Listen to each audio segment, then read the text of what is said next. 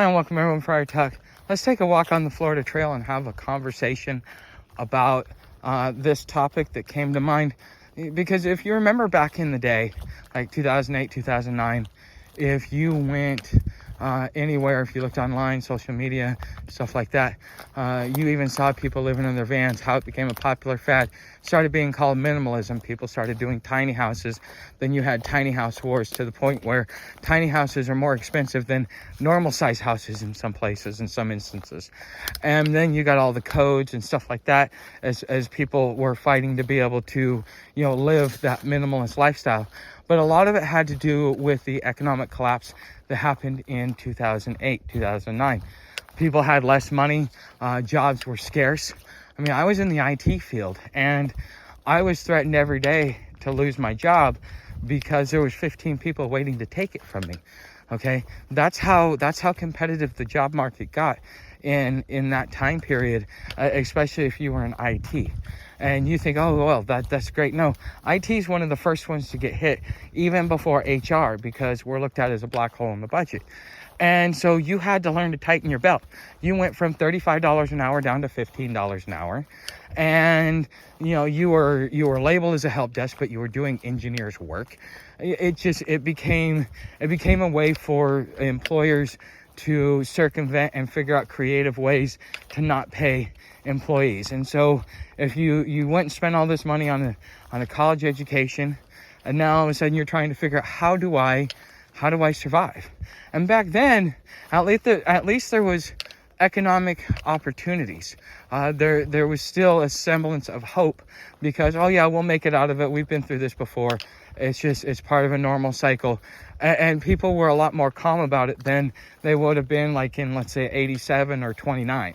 Okay.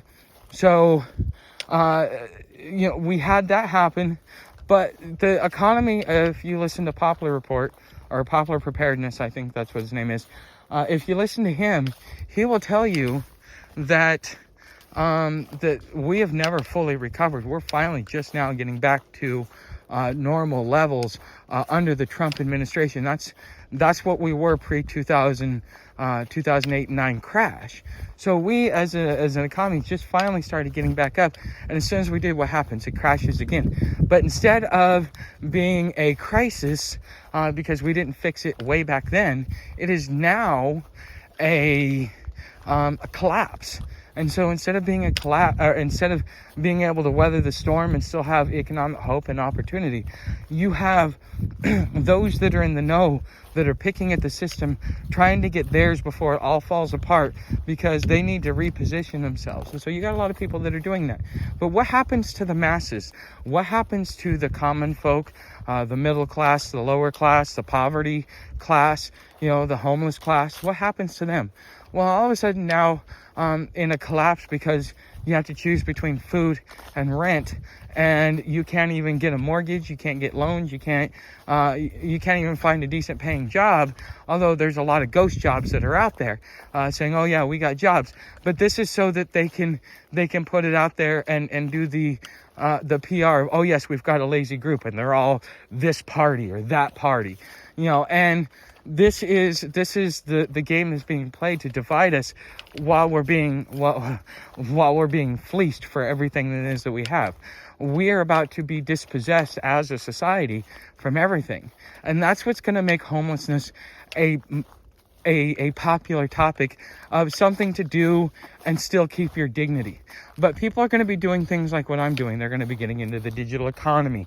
They're going to be figuring out ways to be able to make money, still be mobile, still have their lifestyle. You see a lot more hikers out here that are doing long distance runs because they're like, I got everything fell apart. Maybe when I get done with this long ass trail, then everything will be good and I can get back to work. But, that may not happen for a lot of people.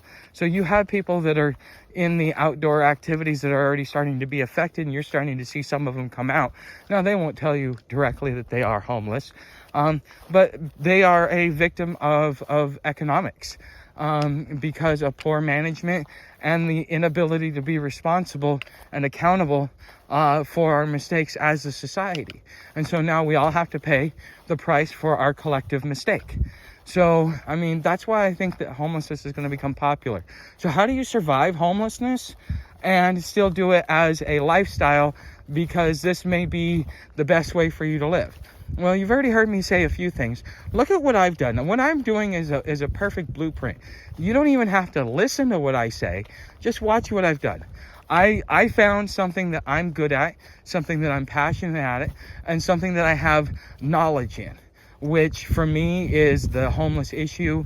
I have a talent for communication, so therefore I'm using YouTube as my digital economy. Does that mean that you need to use YouTube? No. Everybody has a place. You might be a really great graphic design person. You might be a really great project manager. You might be a really good at other things, but that still allows you to work in the digital economy, because you can be on the road like this, and I'm still recording content. I'm still walking down trail.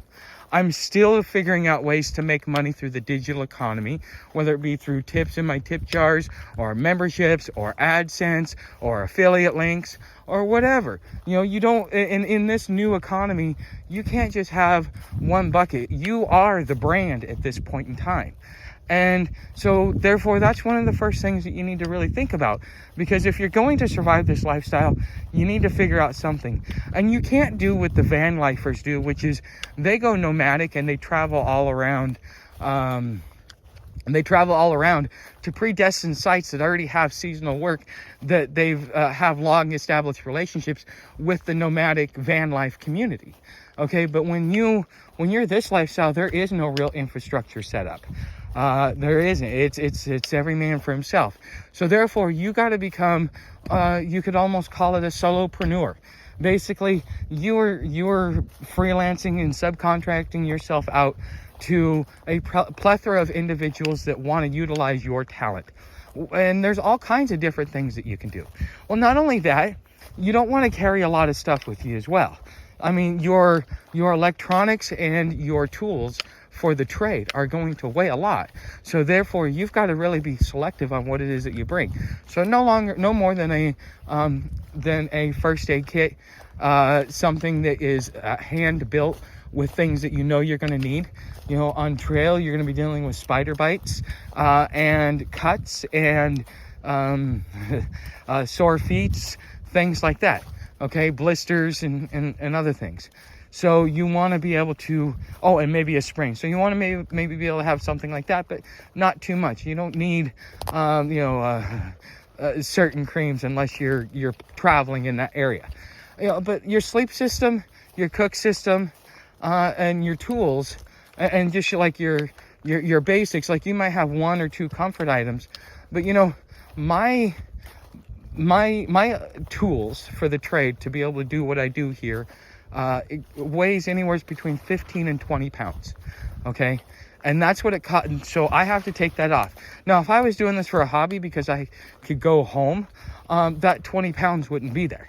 Okay. I could take 20 pounds off my back and be walking twice as fast, twice as long, with less issues for my back and my shoulders. Okay. So you also got to take into account that when you get into this lifestyle.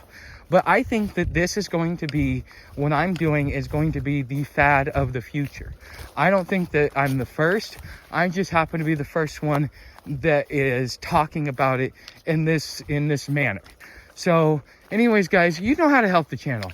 Memberships, tip jar, subscriptions, all that stuff. Thanks for watching, and I will see you in the next video.